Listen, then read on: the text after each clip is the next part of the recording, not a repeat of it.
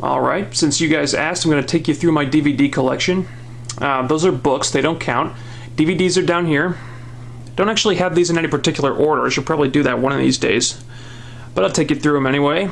We'll start us off with my box sets up here. We have Seinfeld seasons 1 through 6. Frasier seasons 1 through 3. I love that show. The Simpsons seasons 1 through 7. This is before the show got all watered down and stuff. Man, you can't touch those early seasons. Futurama seasons 1 through 4. I used to have some Family Guy too, but I got rid of those. That show's kind of lost its luster for me. Married with Children Most Outrageous Episodes and seasons 1 through 5.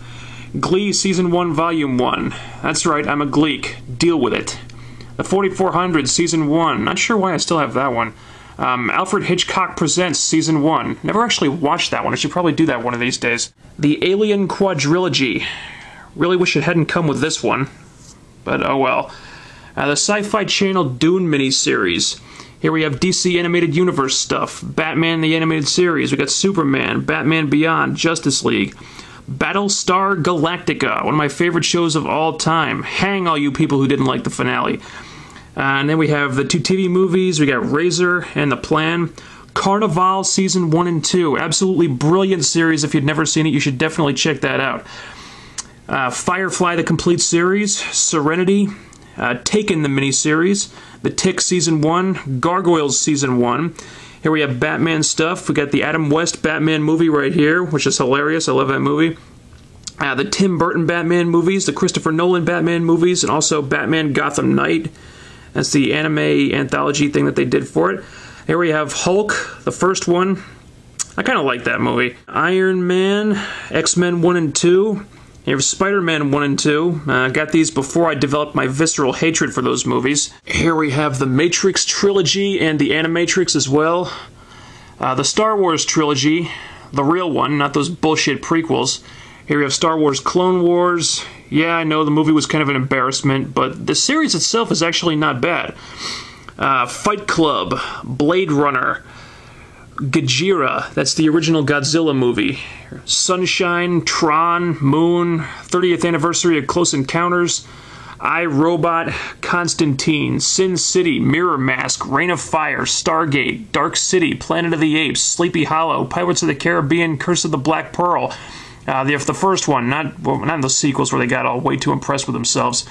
The Craft, Hellboy, The Ring, Frailty, Ghostbusters 1 and 2, Reservoir Dogs, Pulp Fiction, Kill Bill 1 and 2, Underworld, Underworld Evolution, Pitch Black, Chronicles of Riddick, The Lord of the Rings trilogy, the first 4 Harry Potters, Chronicles of Narnia, Lion, Witch, and the Wardrobe, 30th anniversary of Jaws, Lost in Translation, Team America World Police, Eternal Sunshine of the Spotless Mind, Snake Eyes, The Whole Nine Yards, National Lampoon's Christmas Vacation, which I watch every Christmas Eve religiously, Stardust, The Incredibles, Wedding Crashers, Sky High, Lethal Weapon 4. This one right here is the unrated version of Basic Instinct.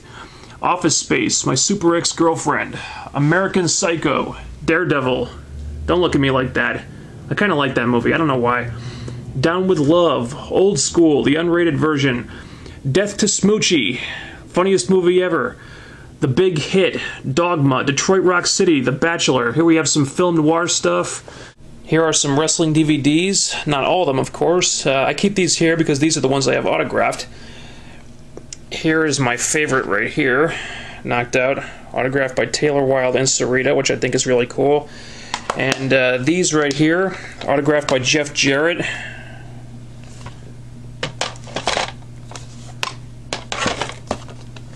Jeff Jarrett. And here's my anime section. Bubblegum Crisis 2040, that's my favorite anime of all time. Bio Booster Armor Guyver. Final Fantasy The Spirits Within. Well, that's not actually anime, that shouldn't be here. Oh well. Final Fantasy Advent Children. Nausicaa, The Valley of the Wind. Highlander, The Search for Vengeance. Big O Series 1 and 2. Spriggan, Neo Genesis Evangelion. Princess Mononoke. Gasaraki, The Complete Series. Ghost in the Shell 1 and 2. Bubblegum Crisis, the original series. Here we have Ghost in the Shell Standalone Complex. Just got this one, haven't actually watched it yet. Not that I want to date myself or anything, but I actually have a bunch more anime on VHS down in the basement next to some old WCW tapes.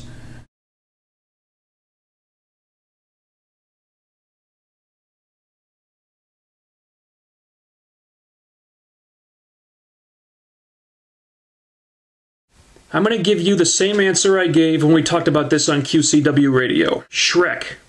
The first one. In that movie, there was a joke where Shrek and the donkey are going to see the king, and the king is like this really short dude, like 4 feet tall. When they reach his castle, it's this huge, long, narrow tower like the Washington Monument. And when he sees this, Shrek says, "Hey, you think he's compensating for something?" That line means one thing to a child, something completely different to an adult, but both of them can find it entertaining. That's what the WWE writers need to do now. They need to be smart. They need to realize that they don't have to alienate their adult fans just because they market to kids. And I'll give you some more examples. Batman the Animated Series, Justice League the Animated Series, Gargoyles the Animated Series, Avatar The Last Airbender the Animated Series. Every single one of them. Marketed to kids, absolutely. But there's a reason why I'm not embarrassed to display those shows in my DVD collection. People of all ages can enjoy them because the writing was smart, it was really mature at certain points, and it didn't alienate older viewers. In fact, it encouraged them to watch by writing more for them a lot of the time.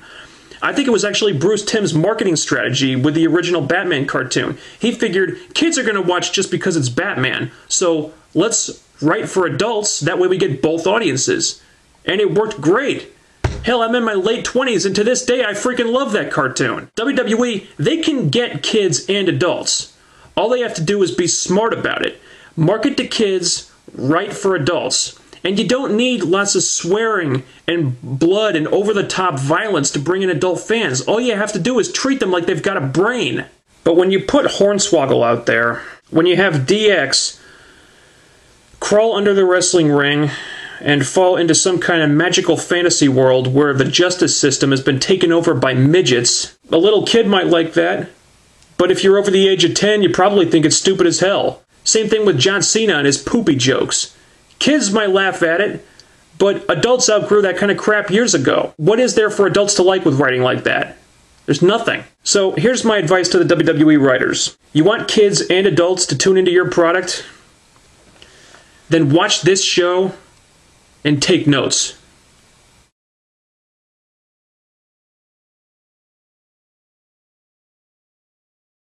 I think a lot of the WWE's established main eventers finally started leaving or retiring, and then suddenly Vince realized that, oh my god, I haven't built up any new young stars to replace them. So he hit the panic button, and then he started pushing young guys into the main events just because they're young. Not because it makes sense, not because they're ready. Hence we have the Nexus, a group of good-looking but marginally talented young guys who really have no business being in the spot that they're in. Like David Otunga. You can see why they liked Otunga in the beginning.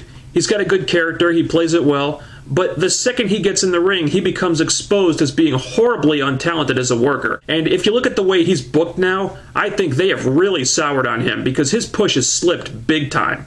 At SummerSlam, he just bumped around for a minute and tapped out. He got no offense at all, none. So I think the bloom has definitely come off the rose with that guy.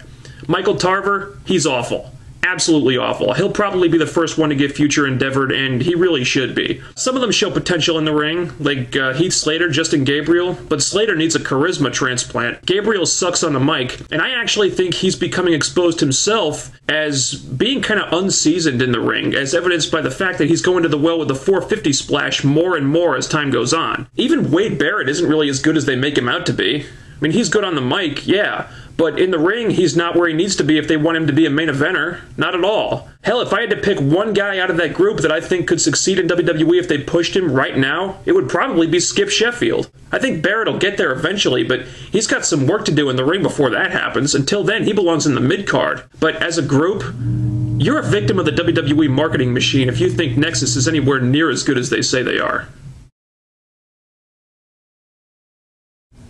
And just to show you guys what a huge nerd I am, here is Battlestar Galactica, the original series.